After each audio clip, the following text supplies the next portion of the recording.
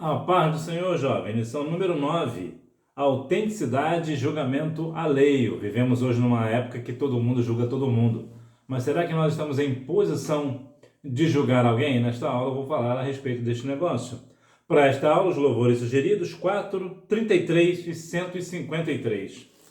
Também te darei a hora da revisão. Texto principal. Mas tu, por que julgas teu irmão? Ou tu também, porque despreza teu irmão? Pois todos nós havemos de comparecer ante o tribunal de Cristo, aos Romanos capítulo 14, versículo 10. Resumo da lição: Deus em sua soberania é o único juiz com conhecimento perfeito e justiça imparcial. Eu sempre falo aqui sobre a questão da justiça parcial ou imparcial, ser parcial ou imparcial. É muito importante quando nós vamos tratar de uma questão de julgamento, ter isso em mente. Por quê? Porque nós devemos ser imparciais. O que isso quer dizer na prática? Quer dizer que você, quando vai julgar, você não vai tomar partido de uma pessoa, de um grupo, ou seja o que for. Eu gosto muito de dar exemplo de times de futebol, porque, de modo geral, o Brasil, como um país do futebol, fica mais fácil as pessoas entenderem. Imagina, por exemplo, que você torça para o time A. E o time A jogou mal, mas venceu a partida. O que você fala? Como é que você julga essa causa? Você julga o seguinte: olha, o time jogou mal, venceu, mas jogou mal. O que você está fazendo aqui? Você está usando a reta justiça. Você está julgando com justiça. Não é porque é o seu time do coração que você vai passar pano, que você vai dizer que, olha, meu time jogou muito bem, por isso que ganhou. Não, de maneira nenhuma. Isso é ser imparcial, é não tomar partido de alguém. Muitas vezes, e no Brasil isso nós vemos aos montes, inclusive nas igrejas, infelizmente, as pessoas têm sido parcial. O que isso quer dizer? Quer dizer que, por exemplo, você vai julgar uma causa. Então, como é uma pessoa muito próxima de você, talvez a sua mãe, o seu irmão, é uma pessoa próxima, é o seu amigo, o que você vai fazer? Você vai passar pano também naquela situação, você vai acobertar. Porque é meu pai, é minha mãe, é meu irmão, é meu amigo, então eu não vou julgar como a lei determina, como a Bíblia determina. Então isso é uma questão parcial, ou seja, você está tomando partido de alguém, está tomando parte da parte de alguém.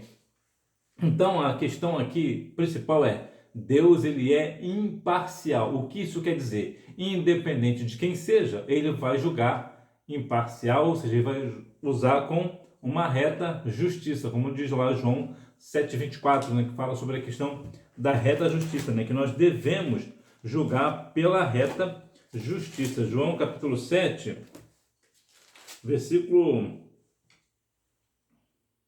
24. Não julgueis segundo a aparência, mas julgai segundo a reta justiça. É isso que nós temos que fazer, não só pela aparência. A questão da aparência também é uma questão que eu vou tratar acerca na lição de hoje. Nós temos que ter muito cuidado com esse negócio de aparência. Aparentemente ele está certo, aparentemente ela está certa, aparentemente ele está errado, aparentemente ela está errada. Como é que é isso? Temos que ter muito cuidado com esse negócio. Introdução.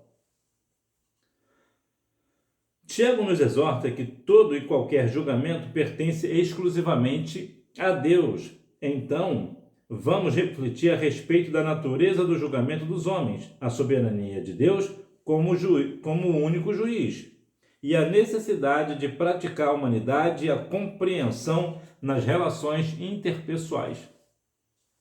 Temos aqui a questão de que todo julgamento pertence exclusivamente a Deus. É Deus quem julga todas as nossas causas, todas as circunstâncias da vida. É o Senhor que naquele grande dia dirá para alguns: apartai-vos de mim, vós que praticais a iniquidade. Mas também ele que dirá: vinde bendito de meu Pai, possuí por herança o reino que vos está preparado desde a fundação do mundo. Agora, a nossa grande questão aqui é que, como Deus ele pertence exclusivamente a Deus, esse tipo de julgamento, que é o julgamento da eternidade, eu não vou entrar muito nesse mérito, nessa questão, porque fica claro que essa exclusividade é somente do Senhor. Nós não temos a capacidade de julgar com reta justiça uma questão. Por exemplo, imagina Paulo, né, o apóstolo Paulo e Estevão. Estevão, ele foi o primeiro mártir do Evangelho e ele foi apedrejado até a morte. Quem foi que consentiu com esse negócio? Foi Paulo. Agora imagina lá no céu Estevão vendo o apóstolo Paulo: ué, mas você consentiu na minha morte, você está aqui, olha que situação, né? Por quê? Porque aparentemente para Estevão, Paulo foi julgado de uma forma, apesar que Estevão disse, né, não vos impute este pecado, mas humanamente falando, Estevão vai pensar o quê? Vai pensar que Paulo não vai herdar as mansões celestiais, mas ele herdará. Então veja que é uma situação, quando nós vamos olhar pela aparência, que é muito complicado. Quando alguém morre, por exemplo, até mesmo numa situação de pecado, dependendo do pecado, deu tempo dessa pessoa se arrepender. Então nós não temos essa capacidade de onisciência de saber que naquele momento exato aquela pessoa se converteu ou não, se arrependeu ou não. Então esse julgamento para a eternidade, somente o Senhor tem a capacidade, né, com a reta justiça, a onisciência de julgar corretamente. Vamos refletir a respeito da natureza do julgamento dos homens. Esse aqui nós podemos julgar pela palavra, muitas coisas nós podemos julgar pela palavra, ou tudo podemos julgar pela palavra. Inclusive a palavra é uma questão muito curiosa, que a Bíblia diz que é por aquilo que nós falamos que nós seremos julgados, né, condenados ou absolvidos. Então nós devemos ter muito cuidado com esse negócio, com aquilo que nós falamos, né?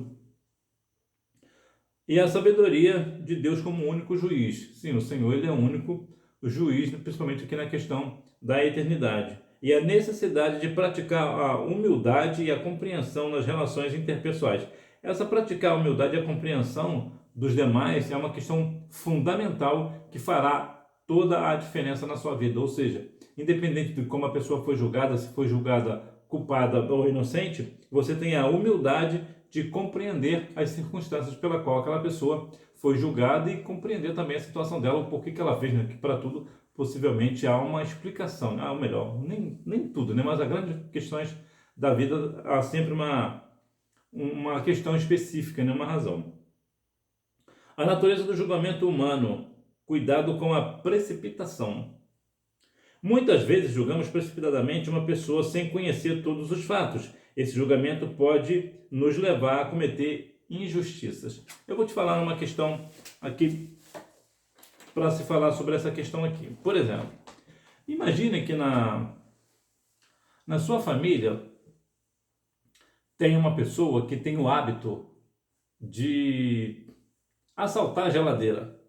Não pode ver um pudim, por exemplo, e vai lá e pega um pedaço do pudim. Tem sempre uma pessoa, é sempre essa pessoa que está fazendo isso. Só que teve um dia que sumiu um pedaço do pudim.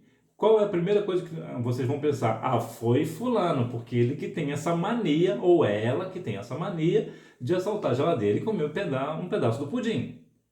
Só que isso é um julgamento precipitado. Por que é precipitado? Não é porque uma pessoa tem o hábito de fazer uma determinada coisa, como nesse caso de roubar o pudim na geladeira, não quer dizer que todas as vezes será ele.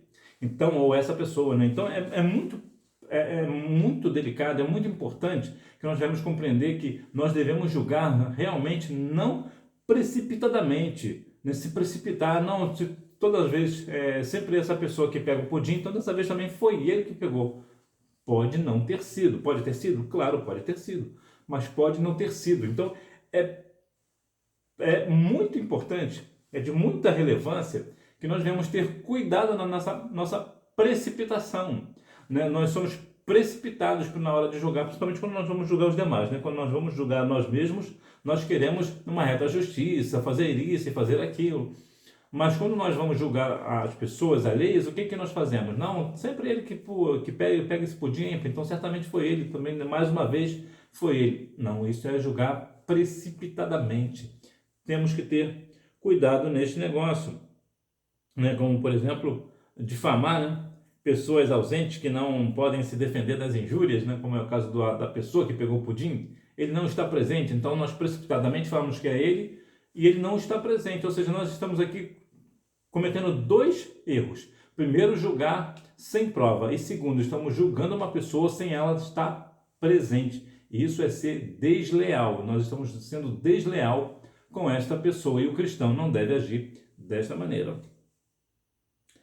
Falta de conhecimento. Ao julgar a lei, a pessoa se coloca acima dela, assumindo uma posição de autoridade que pertence exclusivamente a Deus. Tiago está enfatizando a presunção e a arrogância de quem se acha no direito de julgar os outros. Nós temos essa questão que muitas vezes nós julgamos pessoas, né, diante da lei e tudo mais, mas a informação que chega para nós é uma informação errada. Então, quando nós julgamos a uma pessoa com provas erradas, com informações erradas, certamente o nosso julgamento será um julgamento errado. E essa questão da lei, quem tem a autoridade nesse sentido é o Senhor. É Deus que tem essa exclusividade de julgar pela reta justiça, pela questão da lei. Então, quando alguém se põe acima da lei, ou seja, a lei é esta, então eu aplico da forma que eu bem entender, então essa pessoa está sendo maior do que a lei e está se colocando no lugar de Deus. Então é importante que quando você for julgar uma causa, você tem que ter conhecimento da causa e conhecimento de preferência com provas, né? Provas substanciais, né? Que parece que fala, né? Provas concretas, vamos dizer que é melhor, né? Para a gente não ter dúvida. Provas concretas, porque principalmente pessoas que trabalham com liderança, tem muito essa questão de que tem uma frase na liderança que é horrível, que mata qualquer liderança, que é a famosa "eu ouvi falar", "eu ouvir dizer", "eu fiquei sabendo". Não, isso aí não. Porque o que você ficou sabendo, o que você ouviu falar, pode estar errado. E na maioria das vezes está errado. Então é importante saber o conhecimento da causa, ver o que realmente é e o que realmente não é. Para quê? Para que nós não venhamos assim cometer uma injustiça com o nosso irmão ou com a nossa irmã. Então é muito importante que nós venhamos ter essa questão de observar que nós não temos o direito de julgar de uma forma precipitadamente, de uma forma sem conhecimento. Nós precisamos ter conhecimento de causa. Nós devemos saber quem é e quem não é, quem fez e quem não fez. Mas eu fiquei sabendo que a pessoa fez isso. Mas você tem prova? Não, não tenho prova. Então, não levante falso. Inclusive, é uma questão um dos mandamentos, né?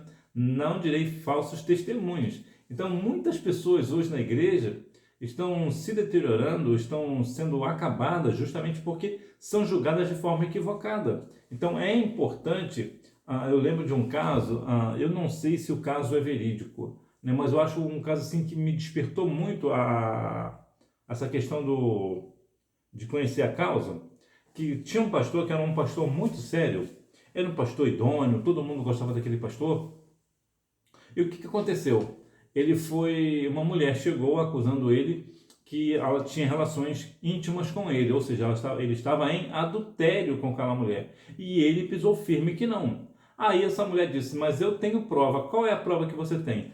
Ele tem uma marca no lugar específico, é exatamente nesse lugar que você está pensando. Então, quando foram ver, realmente ele tinha essa marca. Então ficou provado que ele adulterou com aquela mulher. Passou-se muitos anos, cerca de 20, 25 anos, eu não lembro bem, mas foram muitos e muitos anos. Aconteceu que esta mulher, arrependida do que fez, chegou naquela igreja onde ele liderava e disse o seguinte, olha, ele nunca teve nada comigo, eu nunca tive nada com ele. E aí as pessoas mais antigas que lembravam do caso, mas você falou que ele tinha uma determinada marca e realmente ele tem essa marca lá naquela situação, né? Lá nos Países Baixos. Né? Então veja que, não, mas isso aí eu menti. Mas como você pode mentir com tanta precisão? Aí ela foi e esclareceu. É porque eu tenho uma amiga que trata dele, ele tem não sei se era uma doença, se foi alguma coisa que aconteceu com ele, então ele precisava ficar despido. Então aquela mulher viu todos os detalhes do corpo, precisava ver, e por uma situação ou outra ela acabou dizendo para essa mulher. Então essa mulher usou essa informação que tinha do pastor, dessa marca que ele tinha do pastor, que ele tinha, né? E comentou que ele tinha adulterado com ela. Não parecia que realmente era uma prova, mas não era. Então ele foi julgado por uma falta de conhecimento, falta de prova. Nem toda prova, aparentemente, é de fato uma prova. Então isso tem que ter muito cuidado com essas circunstâncias. Então, procurar esse pastor e queriam, né, devolver a igreja para ele, o cartão de membro, aquilo tudo, o cartão de pastor e tudo mais. Mas depois de tantos e tantos anos, depois que ele perdeu toda a família, depois que ele perdeu toda a credibilidade, com que cara esse pastor vai voltar? Então, eu não sei bem se a história é verídica, mas traz muita à tona muitas questões que muitas vezes acontecem na igreja, que parece que é aparentemente o que está acontecendo, mas pode não ser. Uma prova, ela pode ser plantada, né? Uma informação, ela pode ser plantada. Uma pessoa pode ter uma informação privilegiada de alguém e usar essa informação privilegiada, assim como essa mulher usou essa informação privilegiada, né, da marca que que esse pastor tinha nas suas partes íntimas e fez o que fez. Então, é muito perigoso cuidar de uma questão da lei, né, na igreja, né, ou mesmo nos tribunais, com falta de conhecimento. Sempre vai causar muitos problemas. Julgamento e orgulho. O orgulho é um sentimento negativo que nos faz sentir superiores aos outros. Ele nos impede de enxergar as nossas próprias falhas e nos leva a focar nos erros dos outros. Não é muito diferente hoje, né? Tanto na igreja como nos tribunais, de modo geral, sempre tem aquela pessoa que se acha o dono da razão. Por quê? Porque ele é uma pessoa arrogante, é uma pessoa orgulhosa, ele tem orgulho. Então, esse orgulho é o quê? Um sentimento negativo, ele se acha superior às outras pessoas. Então, certamente, você deve conhecer também, assim como eu também conheço algumas pessoas dessa natureza, que infelizmente se acham dono da razão e usam a lei, ou no nosso caso, né, a Bíblia, da forma que quiser fazer para punir ou não uma pessoa. Conheço um caso de uma pessoa que foi punida só porque não andava de acordo com o que aquela pessoa que tinha o poder de punir andava. E detalhe, é uma questão que é muito importante de falar. Essa pessoa foi punida injustamente, disse uma verdade, por ele falar uma verdade, o que aconteceu? Ele tomou uma punição. E por que ele tomou uma punição? Porque a pessoa que dava a punição na igreja era justamente uma pessoa que estava com a vida toda errada. Então veja que tem situações na igreja que infelizmente são causas de um julgamento e orgulho completamente equivocado. Como a pessoa tem o poder de punir, um pastor, por exemplo, né, ele tem aquela autoridade, vamos assim dizer, né, para disciplinar uma pessoa, acaba disciplinando uma pessoa injustamente. Por quê? Porque essa pessoa não concorda, por exemplo, com alguma questão dele. Então isso é muito perigoso dentro da igreja. Né? Nós sabemos que existe isso muito no Brasil, essa questão de pessoas soberbas, né, que têm o poder de jogar alguém na prisão, então joga a pessoa na prisão por absolutamente qualquer coisa. Qualquer coisa é motivo para deixar uma pessoa na prisão. Pega aí 12, 15 anos sem a pessoa ter feito absolutamente nada contra a lei e contra as questões. Mas como essa pessoa não concorda com aquela pessoa que tem o poder de jogar ele na prisão, o que ele faz? Ele vai preso. Então é muito perigoso esse negócio do orgulho, nas pessoas que se acham superiores a outras pessoas. Então ele acaba focando, né, os erros da outra pessoa e esquece os seus próprios erros, que todos nós erramos.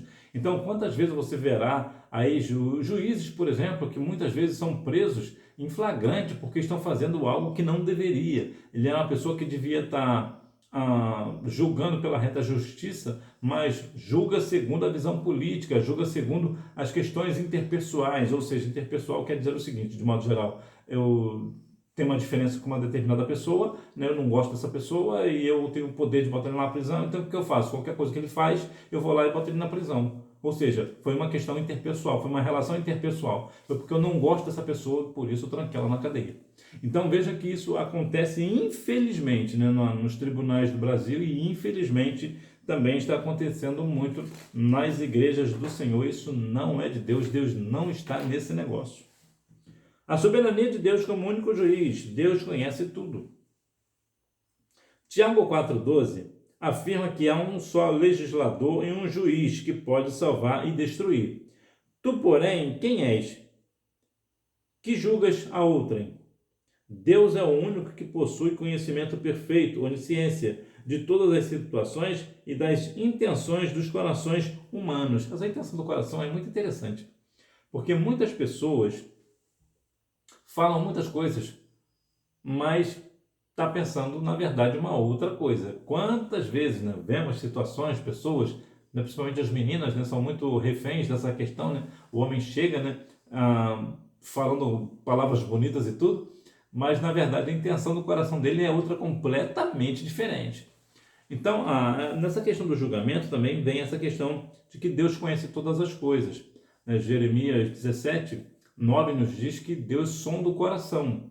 Então, não é somente o que a pessoa quer fazer, mas é a intenção do coração. Deus vai julgar o coração. Porque muitas vezes as pessoas estão até fazendo algo aparentemente bonito, mas não é bem aquilo. Lembra quando Jesus estava entrando lá em Jerusalém? Que as pessoas gritavam, né? Hosana nas alturas, aquela coisa toda bonita. Bendito seja o nome do Senhor, mas o coração estava longe do Senhor. Então os lábios estão dizendo uma coisa, mas o coração está longe. Ou seja, é um coração enganoso, pessoas que estão enganando. E os jovens, né, de modo geral, as jovens de modo geral, são muito enganadas facilmente, porque acreditam que as pessoas realmente têm uma boa índole, mas na verdade essas pessoas estão chegando próximo desses jovens, dessas jovens, na intenção de realmente destruir as suas vidas. Então saiba, somente o Senhor, somente Deus conhece os nossos corações. Então alguém que está fazendo algo, pensando em outra coisa, não se engane. Deus sabe, Deus conhece o coração. Pode enganar os homens e enganará os homens, enganará as mulheres, mas a Deus não enganará. E Deus, como nos diz Naum capítulo 1, versículo 3, Deus não tem o culpado por inocente. Então o Senhor certamente, no seu devido tempo, né, no seu tempo determinado, ele certamente entrará em juízo contra esta pessoa. Então nós devemos ter sempre esse cuidado, né, de observar que aquilo que aparentemente pode não ser a intenção do coração. Justiça perfeita. Deus julga com equidade, assegurando que cada pessoa receba exatamente o que merece, de acordo com a sua perfeita justiça. Deus tem a sua justiça perfeita, não tem sombra de variação. Então, quando o Senhor ele vai julgar uma questão, ele julga pela reta justiça, por sua justiça perfeita. Então, cada um de nós receberá aquilo, exatamente aquilo que está, aquilo que representa aquilo que nós fazemos. A nossa fé, inclusive, né? A nossa fé no Senhor ou não, né? Ou muitas vezes pessoas estão na igreja, né, dizendo que é do Senhor, mas na verdade está ali para ter benefícios próprios, né, financeiros, por exemplo, entre outras coisas. Então é interessante, importante que venhamos compreender que a justiça perfeita de Deus trará para nós, julgará para nós, entrará para nós, né, com recompensa ou com juízo, dependendo daquilo que eu fiz. Se eu tive boas obras para a glória do nome do Senhor, eu receberei recompensa. Mas se não foi isso que eu fiz com segundas, terceiras e quartas intenções, né? Sábado, domingo também, né? O que acontecerá? Contra mim virá o juízo de Deus. Então nós devemos ter muito cuidado com este negócio. Autoridade exclusiva. A Bíblia ensina que haverá um julgamento final, onde o Senhor julgará todos os seres humanos com base em suas obras e a sua fé em Cristo. O Senhor, ele é onisciente, então ele conhece todas as coisas, ele tem toda a ciência. Tendo visto isso, dito isto, entendemos que Deus tem uma autoridade exclusiva. Ele sabe exatamente o que cada um de nós está fazendo. Se nós realmente estamos indo para a casa do Senhor adorar o nome dEle, exaltar o nome dEle, porque nós temos fé no Senhor, né, no nosso Senhor Jesus Cristo, ou se nós estamos ali somente para fazer número para o pastor, né, ou para outras questões da vida, né? Então o Senhor, ele possui uma exclusividade, uma autoridade exclusiva para julgar, porque ele é o criador de todas as coisas. Então, se ele cria, ele sabe, ele conhece. Mais uma vez, Jeremias 17:9, Deus esquadrinha o coração, Deus conhece o nosso coração. Não há quem possa enganar o Senhor. Pode enganar os homens e as mulheres, mas não o Senhor. O Senhor sabe, ele é conhecedor dos nossos corações. A humildade e a compreensão entre irmãos. Evite criticar. Ao nos lembrar de que somos pecadores e que necessitamos da graça de Deus, nos tornamos mais humildes e menos propensos a criticar e falar mal dos outros. Quando nós entendemos a necessidade da graça de Deus, quando nós compreendemos que sem a graça de Deus é impossível viver, que nós dependemos dessa graça para alcançar as mansões celestiais, que nós dependemos desta graça para ter a salvação, dependemos dessa graça para viver uma vida diante do Senhor em santidade e em tantas outras coisas. Nós somos dependentes dessa graça, nós necessitamos dessa graça. O que acontece? Nos tornamos pessoas mais humildes. Como nós estamos cheios da graça, nós não iremos ficar por aí falando mal um dos outros. Porque quando uma pessoa começa a falar mal do outro, na verdade ela está demonstrando o que ela tem dentro dela. Por exemplo, essa questão de julgamento, é claro que nós somos sempre tentados a acabar julgando um ou outro, situações, mas é importante notarmos que muitas vezes, quando eu julgo uma pessoa sem causa nenhuma, eu estou demonstrando o que eu tenho no meu coração, que é a questão de julgamento. Eu quero falar mal dos outros.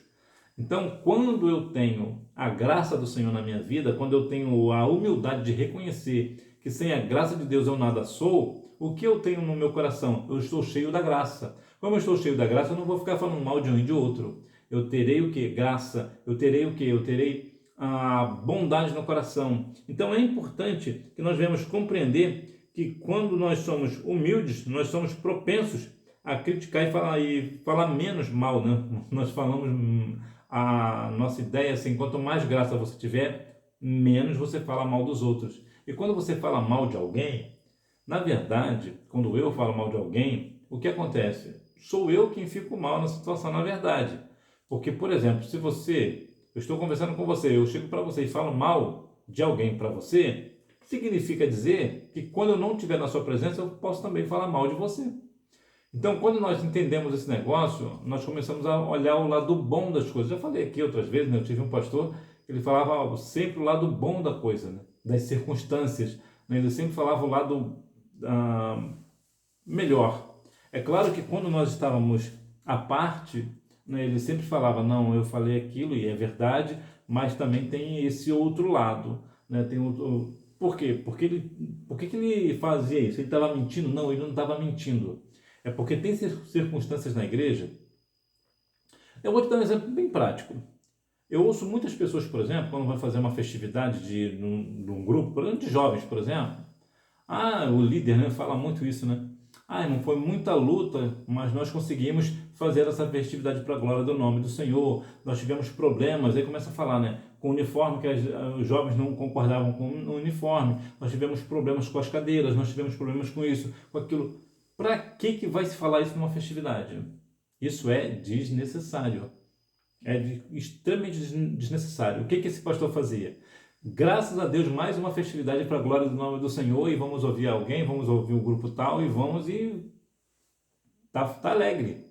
Por quê? Porque a parte de que realmente tem situações difíceis, né, que os jovens não concordam com o uniforme, que teve problema com as cadeiras, isso é uma questão interna. Ninguém precisa saber. Então ele tinha muito essa cautela de falar para as pessoas, para edificar a vida das pessoas, para as pessoas terem fé, para o ambiente ficar mais agradável. Nos bastidores, é claro, tínhamos grandes dificuldades e tudo, mas nós não deixávamos transparecer, né? Ele não deixava transparecer as circunstâncias. Então, isso não é ser falso, isso não é ser mentiroso, isso é poupar as pessoas das circunstâncias que envolvem o Evangelho. Por exemplo, o Evangelho de Cristo precisa de pagar a conta de luz da igreja, porque senão a concessionária vai lá e corta a luz, não é assim? Mas vai ficar falando isso para todo mundo? Não, você vai lá e paga a conta. Então, tem as circunstâncias que nós devemos ter muito cuidado, muita cautela com este negócio, para que nós venhamos ter assim, mais da humildade no nosso coração, termos mais graça do Senhor, né? Sem a qual nós nada seríamos. Ame. Quando você for criticar alguém, lembre-se da lei do amor de Deus e diga algo bom. Jesus ensina em Mateus 7:3-5 que devemos primeiro remover a trave do nosso próprio olho antes de tentar remover o cisco do olho do nosso irmão. Isso aqui é um texto muito interessante. Eu, particularmente, gosto muito desse texto, que é Mateus 7, que fala sobre a questão do julgamento. não julgueis para que não sejais julgados. E por conta disso, o mundo fala assim, olha, você não pode julgar, porque até a Bíblia diz que você não pode julgar. Isso não é verdade. O que a Bíblia diz aqui, em partes práticas, é o seguinte, eu não posso julgar você, porque você cometeu um pecado, se eu tenho um pecado maior do que o teu. E algumas pessoas falam assim, mas não tem pecadinho nem pecadão. Sim, existem. Existem pecados para a morte e pecado que não é para a morte. Existem pecado maior e pecado menor. Então, quando você comete um pecado pequeno, que não é para a morte, e eu cometo um pecado que é para a morte, e eu vou querer corrigir você como? Com que autoridade eu tenho de te corrigir se eu estou pior do que você? Então é isso que é o grande ponto aqui de Mateus capítulo 7. Antes de eu julgar a você, eu tenho que primeiro me santificar diante do Senhor, largar esse pecado que eu cometi e depois, dependendo das circunstâncias, se realmente eu estou na presença santa do Senhor, em santidade, aí sim eu vou te ajudar, porque como eu amo você em Cristo, o que eu faço? Olha, meu irmão, minha irmã, não faz isso, porque isso, você nascendo, você não vai herdar as mansões celestiais. Você está cometendo esse pecado, você cometeu aquele pecado. Então não é assim. Então é esse aqui que é o ponto, e não que nós não precisamos julgar. Nós julgaremos, inclusive, nós julgaremos inclusive os anjos, né? Então é importante que nós venhamos saber separar. Eu tenho a autoridade da palavra para julgar alguém em determinadas circunstâncias, mas eu preciso ter uma relação interpessoal com essa pessoa, né? Um irmão, uma jovem, um jovem, um adolescente, seja o que for. Eu preciso fazer com ela da mesma forma que eu gostaria que fizesse comigo. Não foi isso que Jesus falou em Mateus 7,12, né? O que quereis que os homens vos façam? Façai-vos também. Então, da mesma forma que eu não quero ser corrigido, por exemplo, em público, eu também não vou corrigir ninguém em público. O que se faz? Chama a pessoa à parte, olha, a situação é essa daqui. Então, nós podemos julgar? Sim, nós podemos julgar e devemos julgar, mas com amor, educação, respeito e orientação pela palavra, pela reta justiça, e não pela aparência, e não pela questão de tomar uma decisão precipitada. Nós devemos ter muito cuidado com este negócio. Seja misericordioso. Se quisermos ter bons relacionamentos, precisamos nos esforçar para entender as circunstâncias e lutas dos outros, oferecendo apoio e compaixão em vez de julgamento.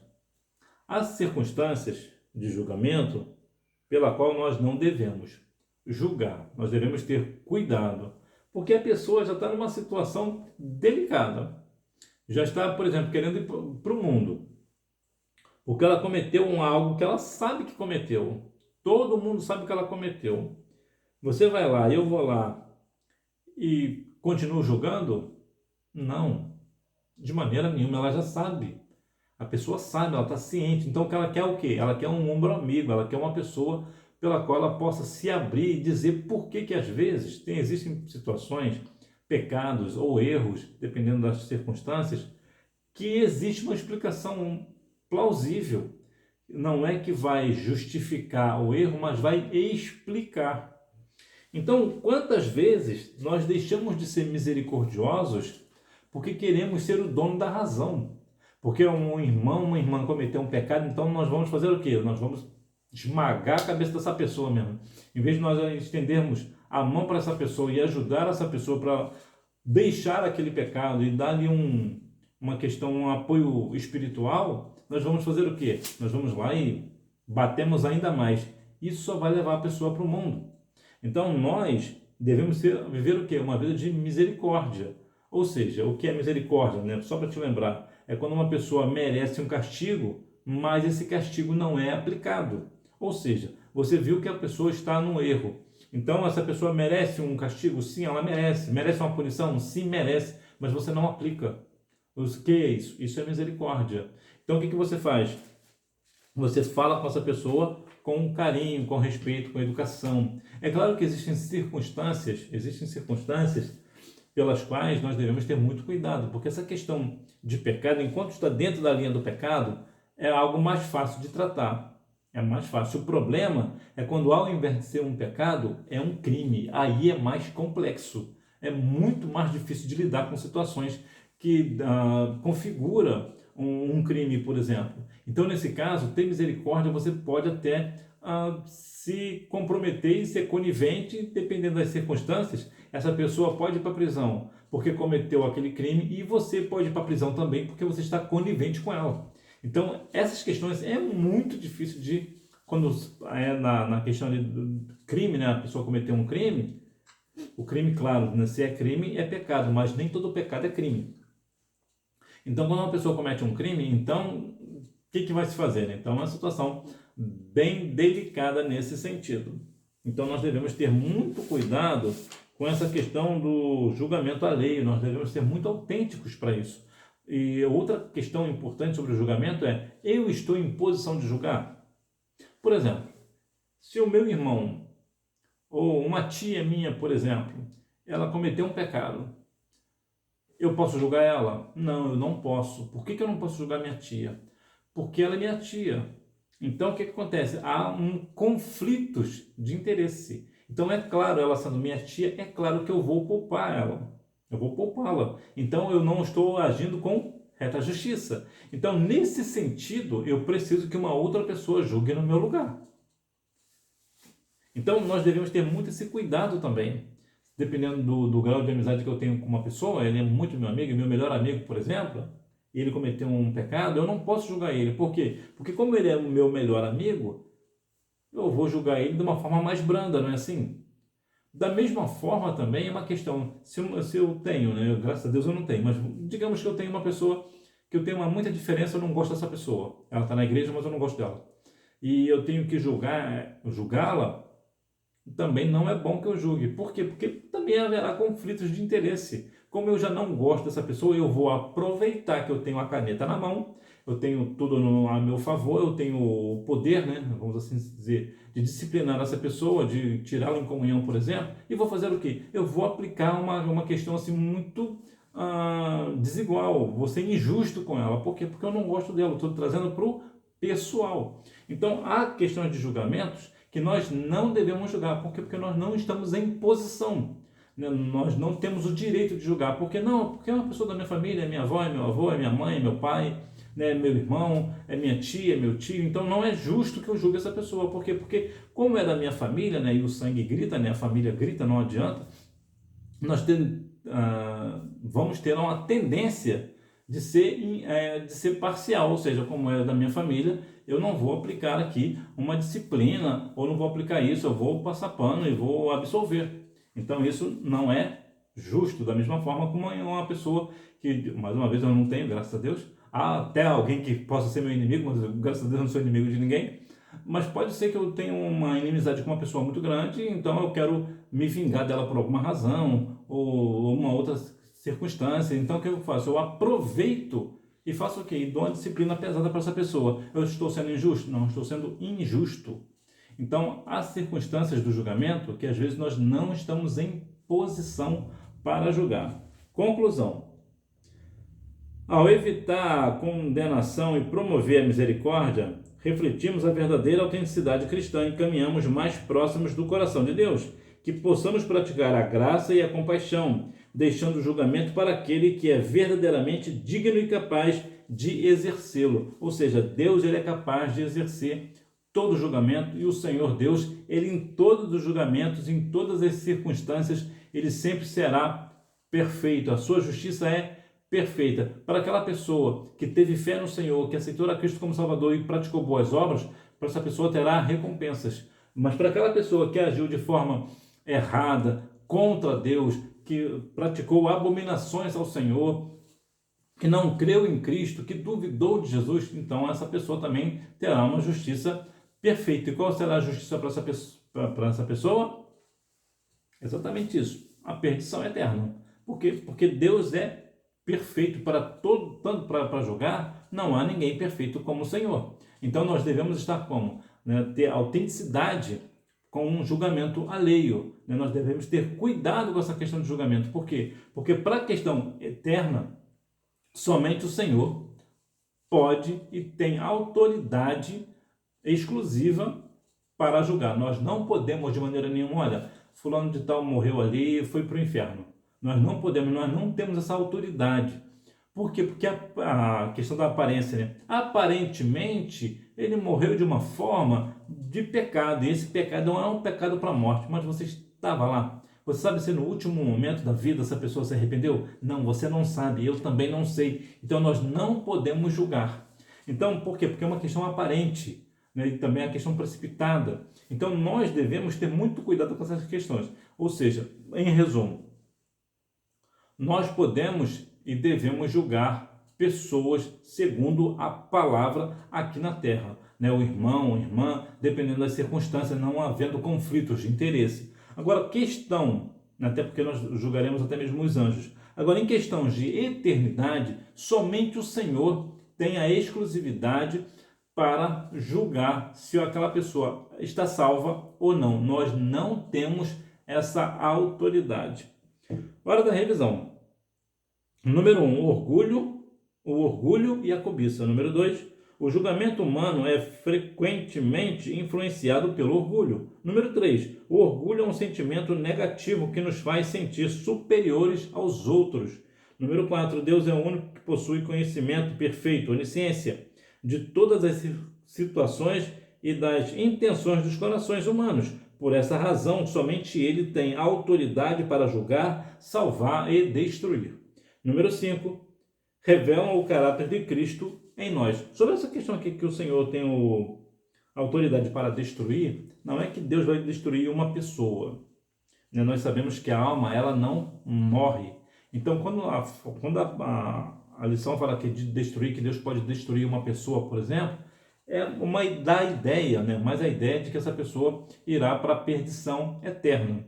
Não é que Deus tem prazer de destruir. Né? Mas mesmo se for o caso, como foi o caso do dilúvio, né? Deus destruiu o mundo, por quê? Porque ele tem aquela questão do julgamento. Ele julgou e como ele criou a terra, criou o homem, então ele tem esse direito de destruir. Aqui nesse caso do dilúvio, a destruição foi de forma literal, né? As pessoas morreram mesmo de forma literal, foram destruídas de forma literal. Mas de modo geral, quando a Bíblia diz que Deus tem esse poder de destruir pessoas, não é que essa pessoa vai realmente, a alma dessa pessoa vai morrer e essa pessoa não vai sofrer nenhum castigo. Não é isso, quer dizer que essa pessoa vai para a perdição eterna. Que Deus então continue abençoando a sua vida e você me vê na próxima aula, se Deus quiser. Fica na paz.